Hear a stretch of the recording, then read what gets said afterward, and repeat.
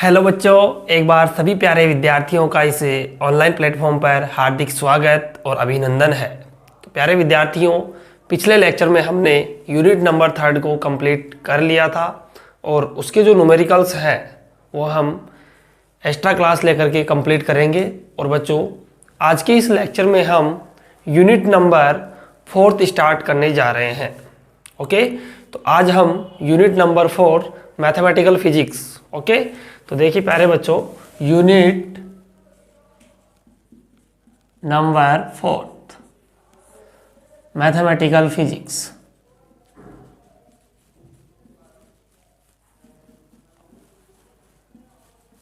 और इस यूनिट का जो नेम है वो प्यारे बच्चों क्या है? बाउंड्री वैल्यू प्रॉब्लम, परिसीमा मान समस्याएं।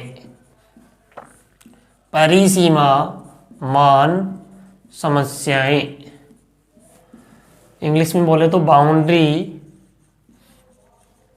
Value problem. ओके बच्चों, तो प्यारे बच्चों, ये जो यूनिट है इसके अंदर हम क्या पढ़ने वाले हैं? विद्यार्थियों, ये भी पूरा मैथमेटिक्स ही है, इसमें भी ऐसे मानिएगा। देखो बच्चों, इसके अंदर हम आंशिक अवकल समीकरण को हल करेंगे, partial differential equation with help of variable separation method, चर पृथक्करण विधि या बोले तो चर पृथक्करण तकनीक। ओके, तो हम इस पूरे चैप्टर में विद्यार्थियों चर पृथक्करण विधि का उपयोग करेंगे। ठीक है।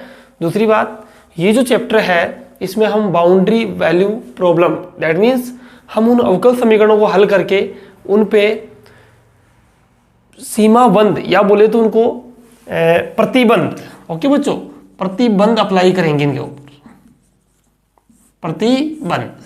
ओके, यानी हम उन पे बाउंड्री कंडीशन लगाएंगे, समझ गए? तो जैसे ही हम बाउंड्री कंडीशन लगाएंगे तो हमारे उस अवकल समीकरण का हमें कंप्लीटली हल मिल जाएगा। ओके बच्चों, तो हम इस चैप्टर में वेरिएबल सेपरेशन मेथड का उपयोग करेंगे। बिकॉज विद्यार्थियों, भौतिकी में ऐसी बहुत सारी घटनाएं हैं, ऐसी बहुत सारी समस्याएं हैं जिनको हल करने के लिए बाउंड्री वैल्यू प्रॉब्लम का उपयोग किया जाता है। ओके बच्चों, तो इस यूनिट में ओनली हम वेरिएबल सेपरेशन मेथड का ही उपयोग करेंगे। ओके बच्चों, तो आइए स्टार्ट करते हैं आज के इस अच्छे से लेक्चर को। ठीक है, तो आप हेडिंग डालेंगे बच्चों, चर पृथक्करण विधि। चर पृथक्करण विधि, variable separation method, variable separation method.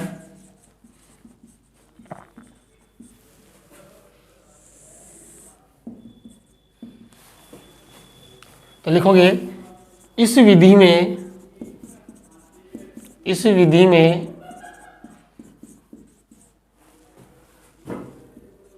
द्वितीय कोटि के अवकल, आंशिक अवकल, आंशिक अवकल समीकरणों को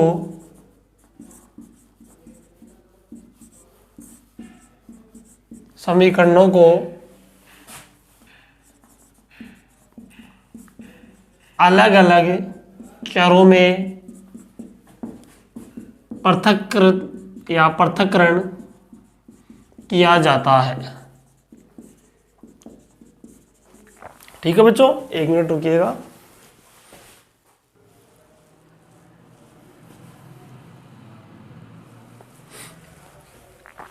एरो साइन लगा के लिखो, इस विधि में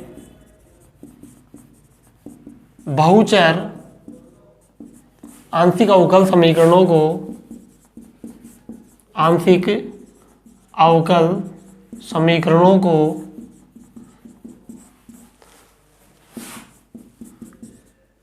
एकल चर आंशिक अवकल समीकरणों में परिवर्तित किया जाता है, परिवर्तित किया जाता है। ओके बच्चों, तो वेरिएबल सेपरेशन मेथड के अंदर करेंगे क्या बच्चों हम, कि हमारे पास एक अवकल समीकरण होगा, आंशिक अवकल समीकरण, जो 2 या 3 या फिर अनेक चरों पे डिपेंड कर रहा है। ठीक है, तो हम उसके अंदर वेरिएबल को सेपरेट करेंगे, एक्स वाले को अलग, वाई वाले को अलग, जेड वाले को अलग।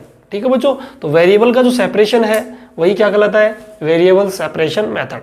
ओके बच्चों, बिकॉज हमारे पास आंशिक अवकल समीकरण को हल करने के लिए अनेक विधियां हैं वैसे तो, लेकिन हम इस चैप्टर में एक महत्वपूर्ण विधि जिसे हम variable separation method, that means चर पृथक्करण विधि कहते हैं, का उपयोग करते हैं। ओके बच्चों, तो हमने इसका यहाँ पर डिस्क्रिप्शन दे दिया है।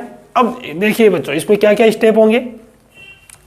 देखो इसमें स्टेप फर्स्ट आप क्या लिखेंगे, इसमें स्टेप फर्स्ट में हमारे पास जो भी कोई आंशिक अवकल समीकरण दिया होगा उसमें क्या करेंगे, सर्वप्रथम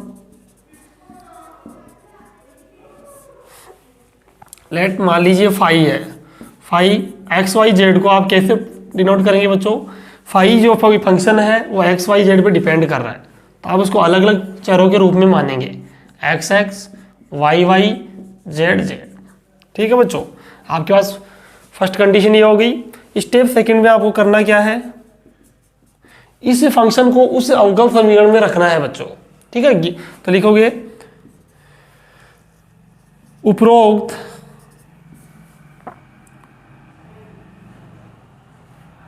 उपरोक्त मान को दिए गए अवकल समीकरण में रखना है।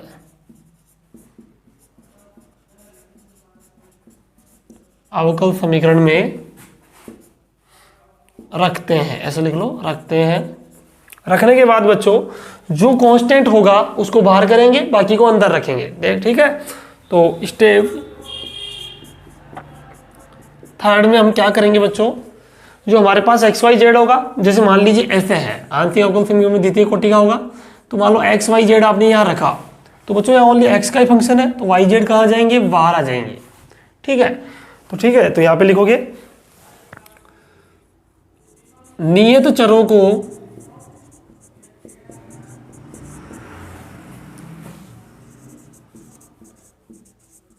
अवकलन से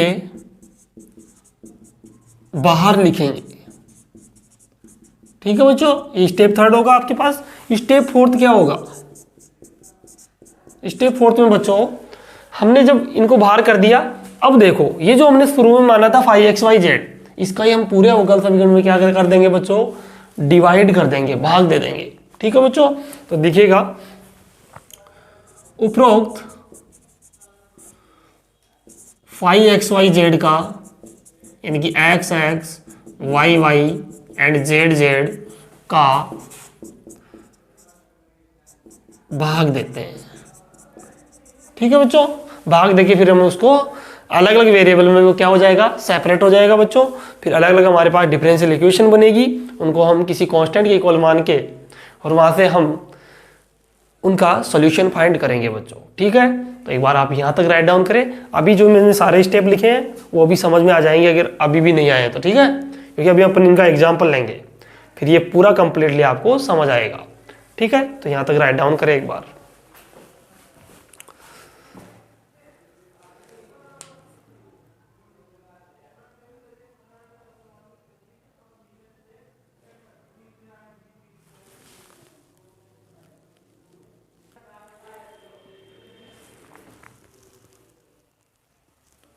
आइए बच्चों, अब हम आगे बढ़ते हैं।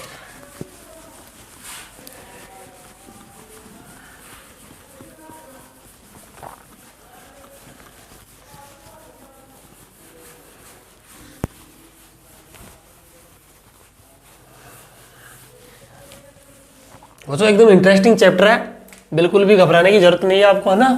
देखिएगा, स्टार हेडिंग डालेंगे सभी बच्चे और लिखिए इसमें द्विमीय कार्तीय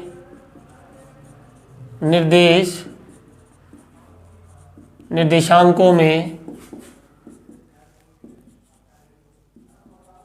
लाप्लास समीकरण। बच्चों आपने इस समीकरण का नाम सुना होगा, लाप्लास समीकरण का। इंग्लिश में लिखो, इधर लिख लीजिए, Laplace equation Laplace equation in three dimensional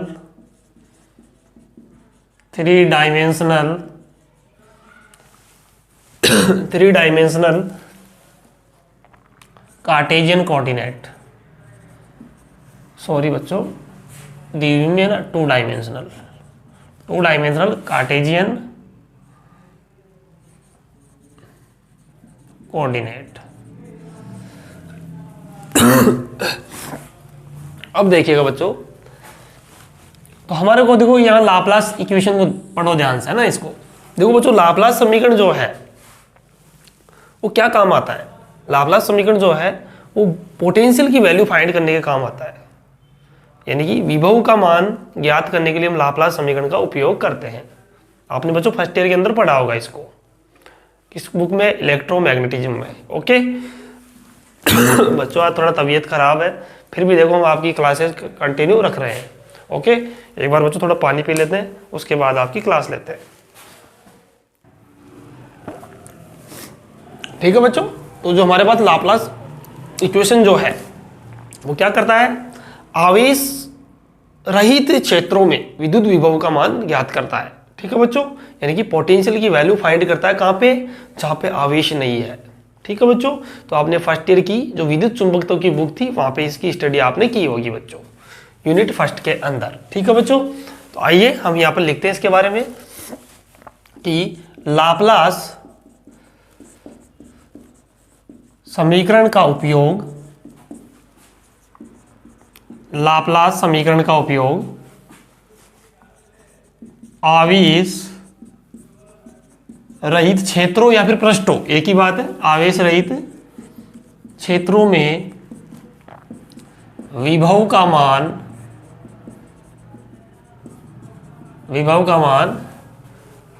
ज्ञात करने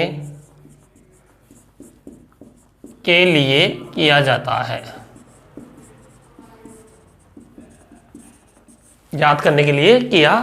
है। आगे देखिए बच्चों, ठीक है, तो हमने ये इसके बारे में लिख दिया। अब देखो बच्चों, लाप्लास समीकरण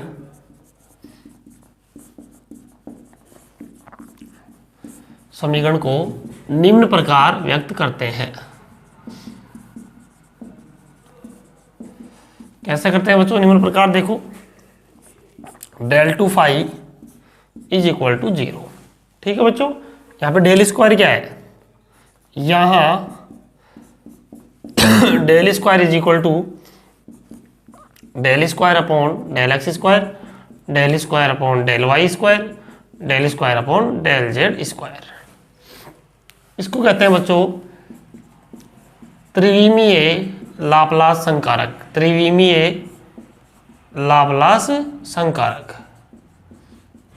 लेकिन हमें कौन सा चाहिए, हमें ओनली द्विविमीय चाहिए बच्चों, तो इसमें जो जेड वाली टर्म है वो नहीं आएगी। तो हमारे पास द्विविमीय में कैसे लिखोगे इसको, del 2 upon del x square, del 2 upon del Y square. इसको कहते हैं द्विविमीय लाप्लास समीकरण, सॉरी लाप्लास संकारक।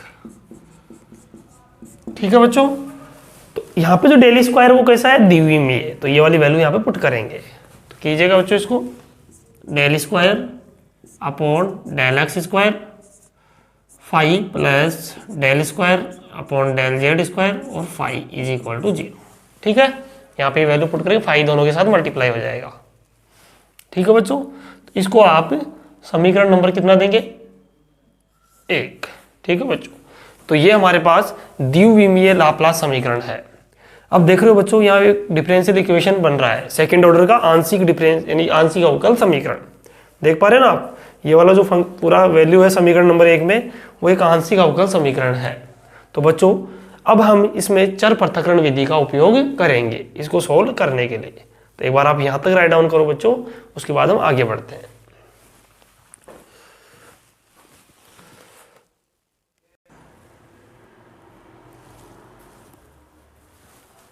आइए बच्चों इसको हम सोल्व करते हैं। तो हमारे पास ये second order partial differential equation है बच्चों। ठीक है, तो हम इसको बाई वेरिएबल सेपरेशन मेथड यानी कि चर पृथक्करण विधि का उपयोग करके सोल्व करेंगे। तो देखिए बच्चों, देखोगे समीकरण एक को चर पृथक्करण विधि का उपयोग करके हल करते हैं। ठीक है बच्चों, तो आइए चर पृथक्करण विधि में मैंने पहला स्टेप क्या बताया था कि जो फाई है, ठीक है बच्चों, उस फाई को, यहाँ पे फाई दो फंक्शनों का फंक्शन है, दो वेरिएबल का, फाई एक्स वाई का। ठीक है बच्चों, तो कैसे लिखोगे, फाई एक्स वाई। ठीक है, इसको कैसे डिनोट करेंगे, एक्स एक्स और वाई वाई। पहला स्टेप यही था चर पृथक्करण विधि का कि यहाँ पे जो फाई एक्स वाई है उसको आप एक्स एक्स वाई वाई दो फंक्शनों का मल्टीप्लिकेशन मानेंगे। ठीक है, क्योंकि फाई एक्स पे भी डिपेंड कर रहा है और वाई पे भी, सॉरी बच्चों यहाँ पर जेड नहीं है, वाई है। ठीक है, देख लो, फाई एक्स पे भी डिपेंड कर रहा है, फाई वाई पे भी डिपेंड कर रहा है। तो हमने इसको इस प्रकार लिखना है बच्चों, है ना, वेरिएबल सेपरेशन मेथड के लिए। तो इसको समीकरण नंबर कितना दोगे, 2। समीकरण 2 का मान आप 1 में रखो बच्चों। समीकरण 2 का मान समीकरण 1 में रखने पर तो कितना आएगा, डेल टू एक्स वाई। अब एक्स वाई लिखेंगे, एक्स वाई नीचे लगाने की जरूरत नहीं है बच्चों, क्योंकि आप समझते हैं कि एक्स एक्स का फंक्शन है और वाई वाई का, del x square plus del two del Y square और X Y is equal to 0। Okay बच्चों, यहाँ से देखो एक्स एक्स का फंक्शन है तो यहाँ डिफरेंशियल से बाहर नहीं होगा, ओनली कौन होगा, वाई। वाई अचर बन गया, यहाँ पे कांस्टेंट हो गया y, del two x upon del x square plus यहाँ पे कौन बाहर आएगा, x, del two y del Y square is equal to 0। ठीक है बच्चों, यहाँ से देखो अब मैंने क्या बताया था आपको, अगला स्टेप, इसको आप समीकरण नंबर दीजिएगा बच्चों 3। समीकरण 3 में एक्स वाई का, इसी का क्या लगाना है, यहाँ पे भाग लगाना है, एक्स वाई का भाग देने पर तो भाग लगाइएगा बच्चों इसमें, तो y upon x y del two upon x, total समीकरण में भाग लगाना है एक्स वाई का, x y del two y. और बच्चों यहाँ ध्यान रखिए इस एक्स को और इस एक्स को सेम मत लिख देना, वरना तो कैंसिल हो जाएंगे। ये एक्स का फंक्शन है ना, ये एक्स अलग है, ये एक्स अलग है। ठीक है बच्चों, ये वेरिएबल है, ये एक्स के सापेक्ष अवकलन हो रहा है, ऐसे यहाँ पे भी वाई का वाई के सापेक्ष अवकलन हो रहा है, तो इसको अलग दिखाने के लिए जैसे लिखोगे इज इक्वल टू 0। ठीक है बच्चों, आगे देखते हैं। यहाँ पे देखो बच्चों, y से y कैंसिल हो गया, 1/x del two x del x square plus यहाँ देखो x x cancel, 1/y del two y upon del Y square is equal to 0। ठीक है बच्चों, इसको आप देंगे समीकरण नंबर 4। देखो बच्चों, समीकरण 4 को थोड़ा ध्यानपूर्वक देखें, जो हमारा वेरिएबल सेपरेशन का काम था वो कंप्लीट हो गया। देखो, अगर मैं इस समीकरण को इसका पंक्षांतर इधर करा दूं तो आप देखो ये इसमें ओनली y का फंक्शन है और इसमें ओनली x का फंक्शन है। इसका मतलब वेरिएबल्स का क्या हो गया, सेपरेशन, यानी वेरिएबल अलग अलग हो गए, x वाले अलग हो गए और y वाले अलग हो गए। ठीक है बच्चों, तो यहाँ पर इसको आप ऐसे भी लिख सकते हैं, 1/x del two x del x square is equal to minus 1/y del two y del Y square. ठीक है बच्चों, आप इसको ऐसे भी लिख सकते हैं। तो लिखेंगे ऐसे, इसको दे दो आप समीकरण नंबर 4, ऐसे करो, इसको रहने दो, है ना। लिखोगे समीकरण 4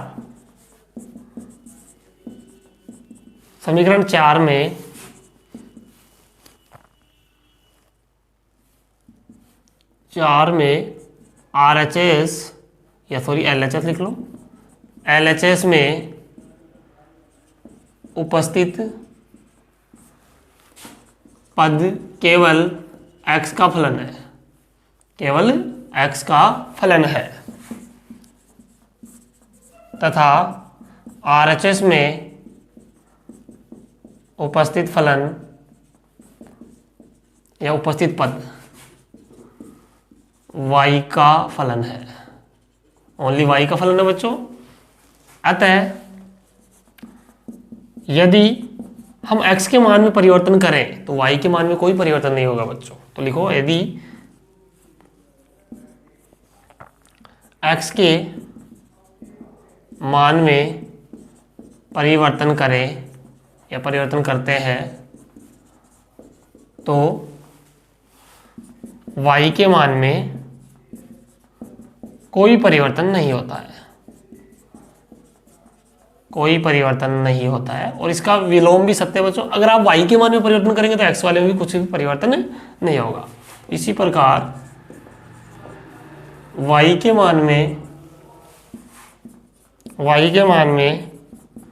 परिवर्तन करने पर x के मान में कोई परिवर्तन नहीं होगा। बच्चों ये हिंदी तो आप लिख देंगे आराम से, कोई परिवर्तन नहीं होगा। बच्चों जब परिवर्तन नहीं हो रहा है, ये तो अपना अलग ही है, ये अपना अलग है, इट मीन्स ये दोनों किसी कांस्टेंट के इक्वल है। ये तभी संभव है बच्चों कि आप इसमें चेंज कर रहे हो तो इसमें तो कोई चेंज ही नहीं हो रहा। ये कब संभव है बच्चों? जब ये दोनों डिफरेंशियल, ये जो पार्शियल डिफरेंशियल इक्वेशन है वो किसी एक अलग या एक कांस्टेंट के इक्वल हो जाए। ठीक है बच्चों, तो आइएगा हम लिखें यहाँ पे, यह तभी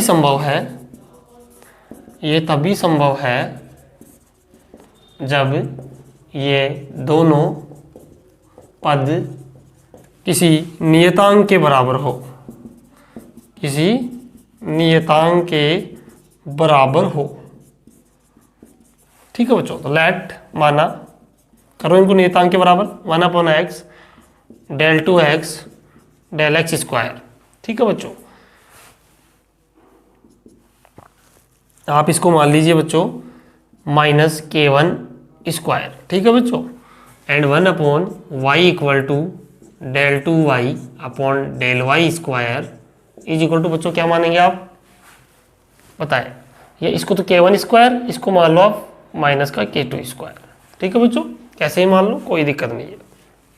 या माइनस में नहीं इसलिए लिख, या माइनस था माइनस माइनस प्लस हो जाएगा। ठीक है बच्चों, अब देखो यहाँ पर हमारे पास वैल्यू आ जाएगी बच्चों, कैसे आएगी देखो, और यहाँ पे देखो k1 square is equal to k2 square minus का बराबर k स्क्वायर है बच्चों, ध्यान रखना इस चीज़ का। ठीक है, k1 square is equal to minus k2 square is equal to k square, because ये दोनों किसी एक ही कांस्टेंट के इक्वल होंगे। तो यहाँ तक राइट डाउन करो, उसके बाद आगे चलते हैं।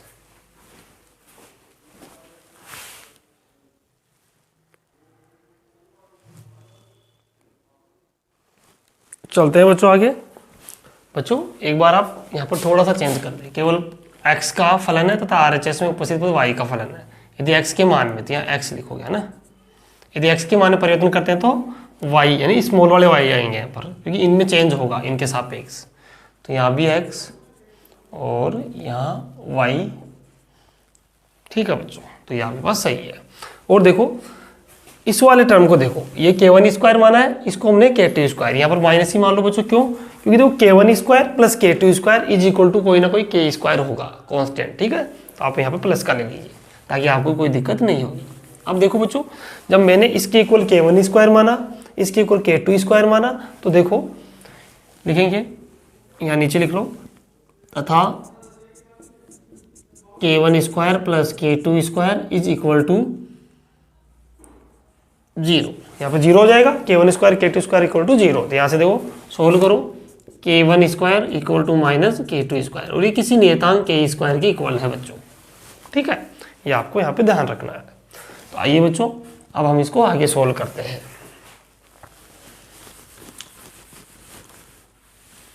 बच्चों कांस्टेंट आप कुछ भी मान सकते हैं, वैसे कोई वो नहीं है, बट आपकी बुक में जो कांस्टेंट है वही ले रहे हैं हम, क्योंकि फिर सॉल्यूशन जो है वो उसी टर्म में आएगा।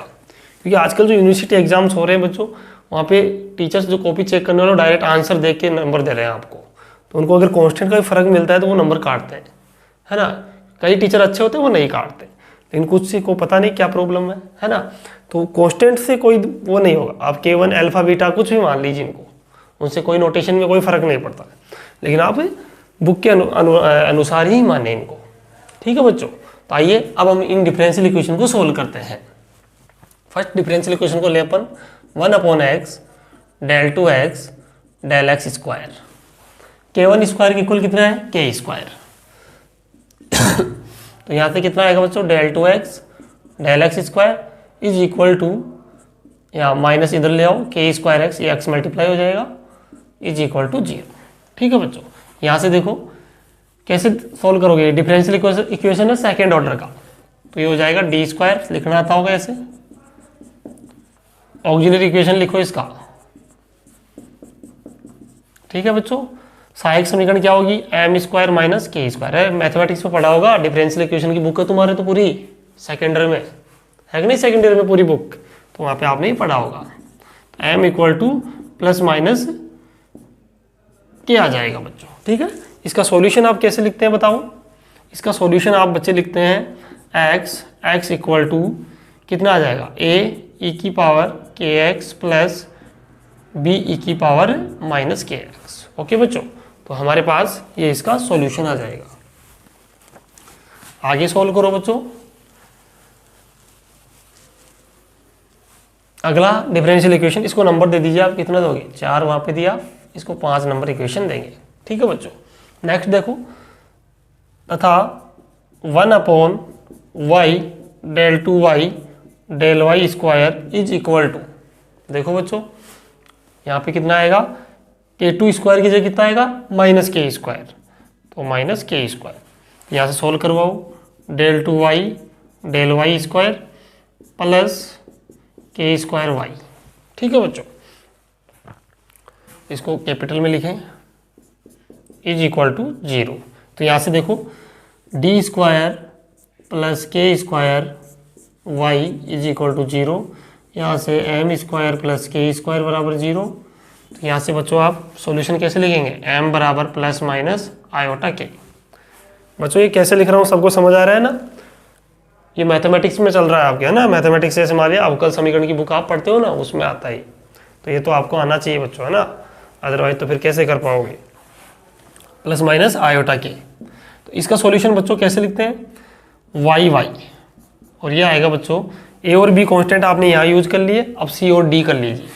सी साइन या कोस, पहले कोस लिख लीजिए, सी कोस के एक्स प्लस डी साइन के एक्स, चाहे आप साइन लिख लो पहले, कोई फर्क नहीं पड़ेगा बच्चों, है ना। तो ये आ गया समीकरण नंबर 6। ओके बच्चों, अब इसको वैल्यू को पुट करते हैं हम कहाँ पर, समीकरण नंबर जो हमने दिया था 2 दिया था शायद, उसको देख लेना एक बार आप। समीकरण 5 व 6 का मान, समीकरण 5 व 6 का मान, समीकरण जो भी है 2 होगा शायद, 2 में रखने पर कितना था, फाई एक्स वाई, और ये था एक्स एक्स और वाई वाई। तो बच्चों हमारा सॉल्यूशन यहाँ से फाइंड हो जाएगा। एक्स एक्स की वैल्यू देखो कितनी है, ये रही, ए ई के एक्स बी ई माइनस के एक्स, एंड वाई वाई का वैल्यू कितना है बच्चों, वाई वाई का देखो ये रहा, सी कोस के एक्स प्लस डी साइन के एक्स। तो बच्चों ये हमारे पास द्विविमीय लाप्लास समीकरण का हल प्राप्त हो गया हमें।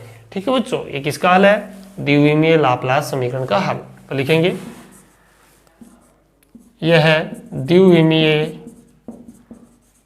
लाप्लास समीकरण का हल कहलाता है बच्चों। और बच्चों यहाँ पर जो ए बी सी और डी 4 कांस्टेंट आ रहे हैं, इनकी वैल्यू हम बाउंड्री कंडीशन से फाइंड करेंगे बच्चों। तभी तो इस चैप्टर का नाम क्या है, बाउंड्री वैल्यू प्रॉब्लम, कि हमारे पास जब अवकल समीकरण को हम सॉल्व करेंगे तो वहाँ हमें कुछ कांस्टेंट मिलेंगे, उन कांस्टेंट की वैल्यू हम जिन परिसीमा प्रतिबंधों से ज्ञात करते हैं उन्हें हम परिसीमा प्रतिबंध कहते हैं बच्चों। ठीक है, तो लिखेंगे यहाँ ए बी सी डी 4 नियतांक है, 4 नियतांक है जिनका मान परिसीमा प्रतिबंधों परिसीमा प्रतिबंधों यानी कि बाउंड्री कंडीशंस, कॉस्टिंग लिख देना बाउंड्री कंडीशंस, क्योंकि ये वर्ड आपको अच्छे से याद रह सकता है। बाउंड्री कंडीशंस का प्रयोग करके ज्ञात करते हैं। ओके बच्चों, तो अब आप यहां तक राइट डाउन करें एक बार सभी बच्चे। ये आपका टॉपिक ये वाला कंप्लीट हो गया। अब हम त्रिविमीय लाप्लास अवकल समीकरण के बारे में पढ़ते हैं।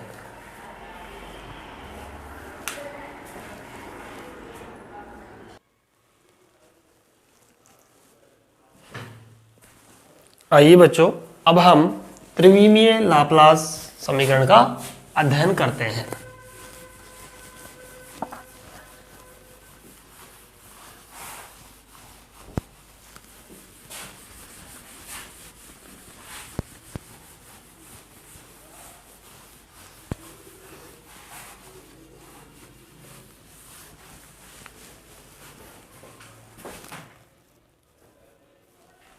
हेडिंग डालो त्रिविमीय लाप्लास समीकरण, या ऐसे लिख सकते हो हेडिंग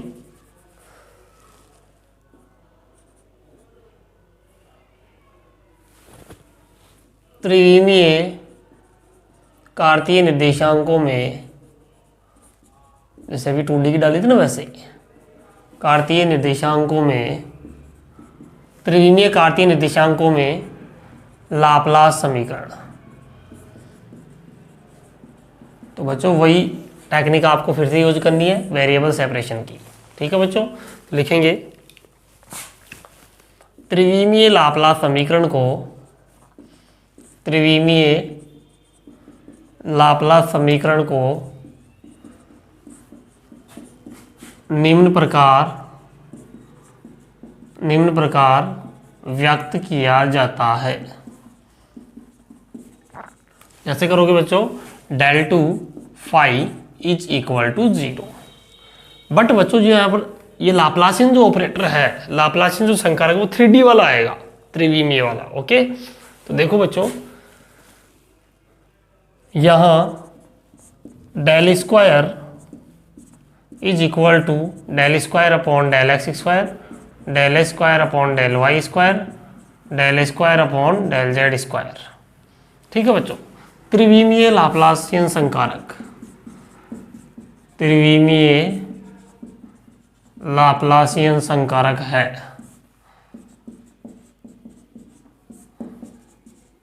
संकारक है बच्चों, ठीक है।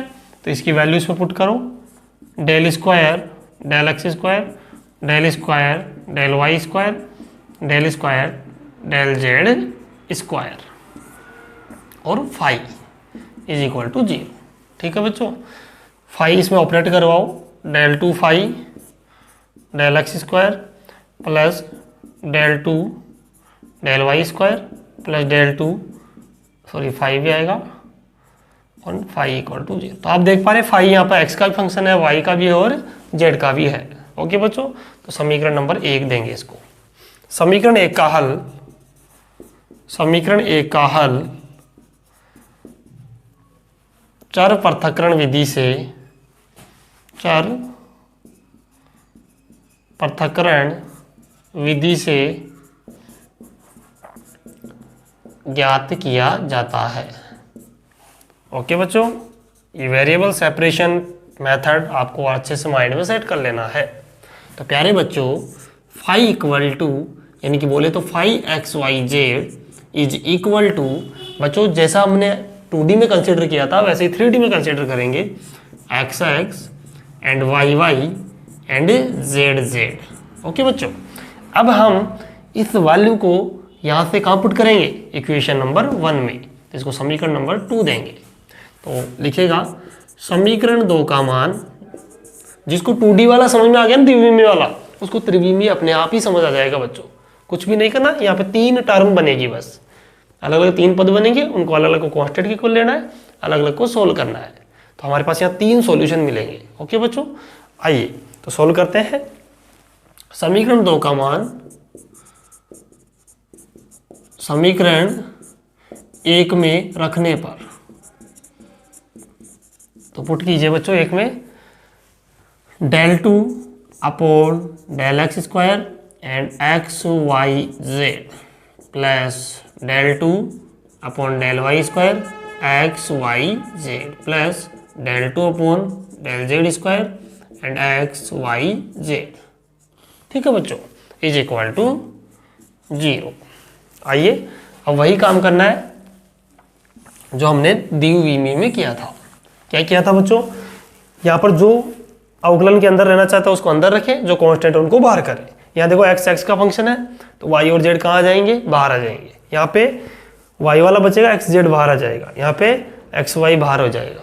ठीक है बच्चों, तो लिखिएगा, देखिएगा y z del 2x upon del x square, आगे वाले टर्म में देखें तो x z del 2y del y square, और यहाँ पर बच्चों x y del 2z del z square is equal to 0। Okay, तो हम इसको समीकरण नंबर 3 देते हैं।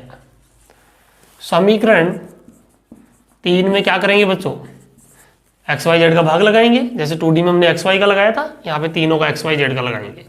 समीकरण 3 में एक्स वाई जेड का भाग देने पर, देखिए बच्चों भाग देंगे यहाँ पर, तो देखो y z x y z del 2x del x square, x z यानी कि x y z del 2y del y square and x y, और यहाँ पे लिखेंगे बच्चों x y z del 2z upon del z square is equal to 0।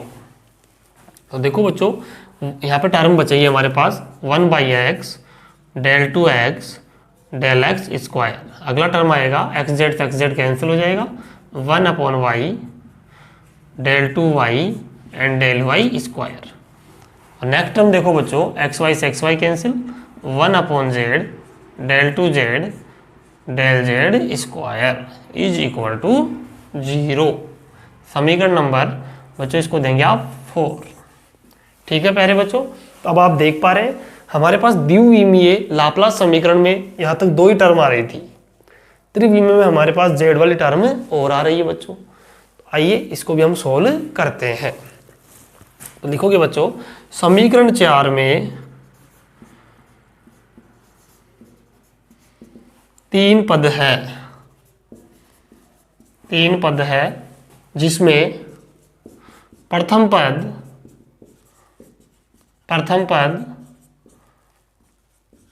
x पर निर्भर कर रहा है,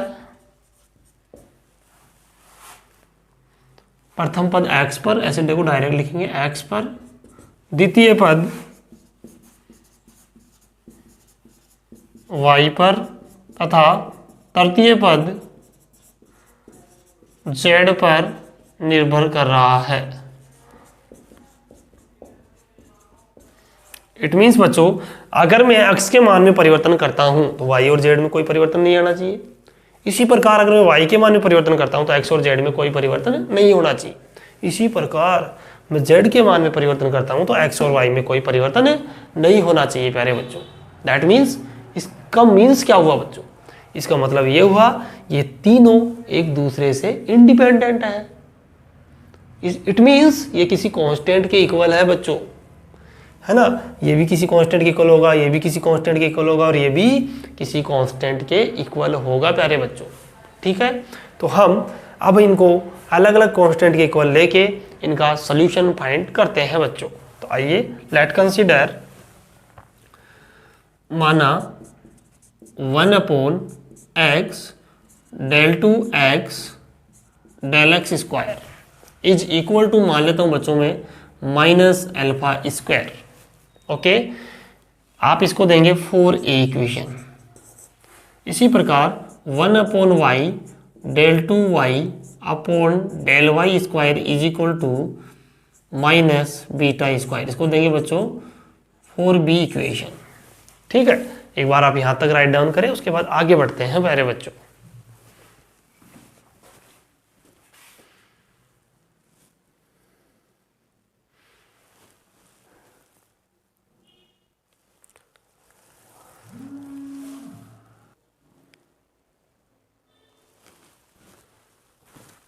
अब देखिए प्यारे बच्चों, आगे बढ़ते हैं ना। उम्मीद करता हूँ बच्चों आपको बहुत ही इंटरेस्ट आ रहा होगा इस यूनिट में। ठीक है, एकदम इजी यूनिट है बच्चों, आराम से इसमें आपके नंबर एक भी नहीं कटना चाहिए। इसमें कम से कम 8-9 टॉपिक है, उन सभी में ऐसा ही करना है, सब में चर पृथक्करण विधि का ही प्रयोग करना है। ठीक है बच्चों, तो आइए अब देखो। हाँ, इसमें थर्ड टर्म को क्या कंसिडर करें, 1/z del 2z del z square is equal to gamma square. ठीक है बच्चों, हमने इन कांस्टेंट को इक्वल कर दिया, इनको सबको कांस्टेंट के इक्वल। ठीक है बच्चों, अब आइएगा हम यहाँ से इसका सॉल्यूशन फाइंड करते हैं। समीकरण 4a से बात करें देखो, तो 1/x del 2x del x square minus alpha square del 2x del x square plus alpha square x। बच्चों ये डिफरेंशियल इक्वेशन बन गई। अब मैं यहाँ पे वो काम नहीं करूँगा ऑक्सिलरी इक्वेशन लिखना, वो आप समझ गए होंगे है ना। मैं डायरेक्टली इसका सॉल्यूशन लिखता हूँ बच्चों। तो x इज इक्वल टू आएगा हमारे पास a cos alpha x plus b cos alpha x। ठीक है प्यारे बच्चों, हमारे पास, एक मिनट रुकिए बच्चों।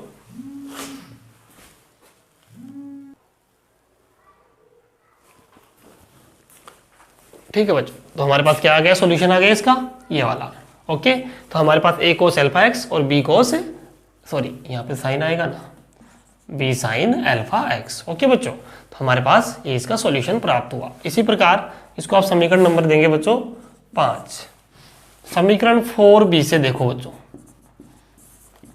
4b से क्या होगा देखो, y निकल के आएगा ना। तो देखो 1/y del 2y del y square is equal to minus beta square. तो यहाँ से del 2y del y square is equal to beta square y is equal to 0। Okay बच्चों, यहाँ से देखो हम इसको सोल्व करते हैं और हमारा हल प्राप्त करते हैं। तो यहाँ से हमारे पास आएगा बच्चों, ये क्या बन जाएगा, वैसा ही इक्वेशन है। तो यहाँ से हमारे पास आएगा y इक्वल टू, आप आराम से इनका सॉल्यूशन निकाल के देख लेना, कॉपी के अंदर आप आराम से इनको चेक कर सकते हैं। तो a और b कॉन्स्टेंट हमने यूज कर लिए, c लेंगे, c cos beta y plus d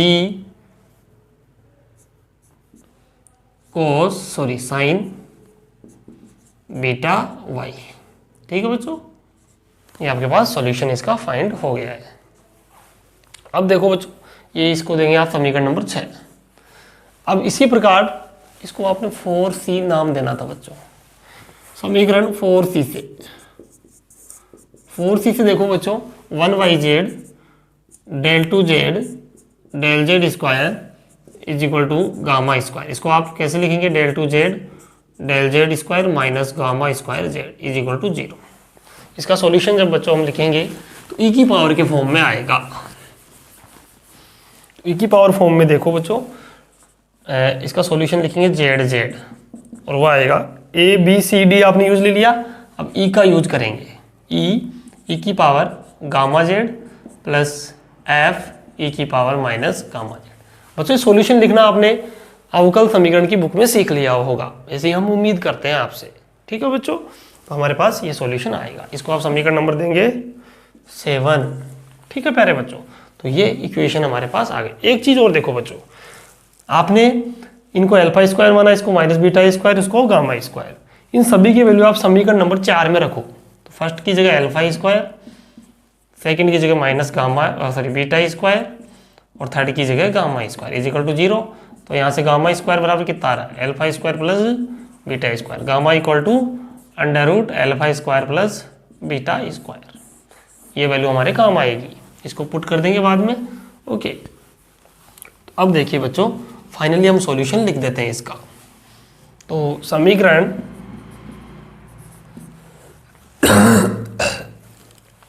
5, 6 और 7 का मान समीकरण 2 में रखने पर, तो 2 में पुट कीजिएगा बच्चों इसको, तो हमारे पास जो फाई XYZ का जो वैल्यू है वो आ जाएगा। देखो हमारे पास जो वैल्यू है एक्स एक्स का वो है ए कोस एल्फा एक्स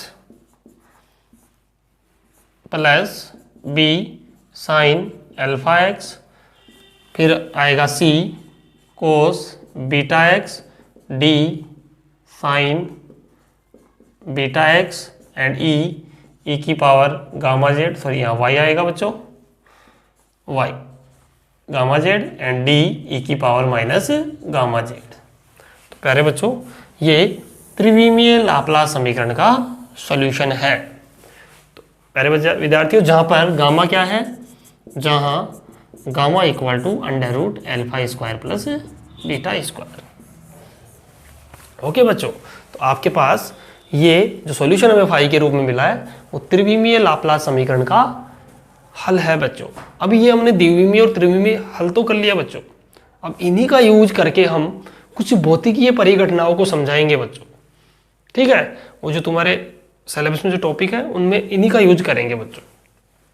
ठीक है, तो कल हम कुछ ऐसे टेस्ट लेंगे जैसे कि आयताकार चालक बॉक्स के अंदर विभव देखेंगे, तो उसके अंदर हम त्रिविमीय लाप्लास समीकरण का उपयोग करेंगे। तो वहाँ पर ये हल हमें डायरेक्ट यूज करना है बच्चों, यहाँ इतना निकालने थोड़ी बैठेंगे वहाँ पे, तो आपको 5xyz की वैल्यू डायरेक्टली याद रखनी है बच्चों।